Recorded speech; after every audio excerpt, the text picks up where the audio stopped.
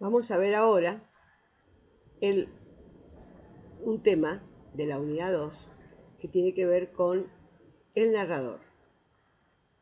Uno de los aspectos muy importantes de la narración. El narrador. ¿Qué es el narrador? Es quien cuenta la historia. Es la voz que desde el papel me habla. Cuando abro una novela o empiezo a leer un cuento, alguien me cuenta esa historia. Ese es el narrador. ¿Y quién lo elige? Es el autor. El escritor va a decidir quién contará la historia. Para mí, ¿cuáles son las posibles elecciones que tiene el narrador? Puede ser en primera persona, entonces cuenta lo que ocurre y le pasa al narrador. O podría ser en tercera persona. Lo que ocurre está contado desde afuera de la historia, como un Dios que mira todo lo que pasa en la novela o en el cuento. Eso es muy importante porque ese narrador es el que controla lo que dicen los personajes, que muestra o oculta aspectos de la historia y permite que los personajes hablen por sí mismos. En ese caso hablamos de showing. O nos relata todo lo que pasa y dicen. En este caso decimos que es telling. Es decir, o se aleja o se involucra totalmente en la historia.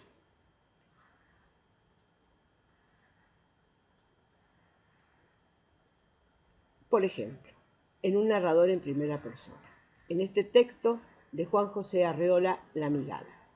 El día en que Beatriz y yo entramos en aquella barraca inmunda de la feria callejera, me di cuenta de que la repulsiva alimaña era lo más atroz que podía depararme el destino. Ahí vemos que todo le ocurre a él, a quien cuenta. Por eso marcamos el yo, el mí, el me del narrador en primera persona. En cambio, cuando hablamos de un narrador en tercera, en este texto de Horacio Quiroga, El almohadón de plumas, su luna de miel fue un largo escalofrío. Rubia, angelical y tímida, el carácter duro de su marido heló sus añadas niñerías de novia.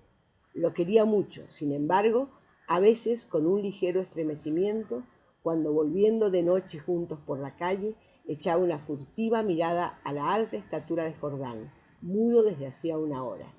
Este narrador sabe todo lo que le ocurre al personaje, cuando se estremece, cuando mira, lo que piensa, lo que siente. Este es un narrador en tercera, que desde afuera observa esa historia y nos la cuenta a nosotros como lectores.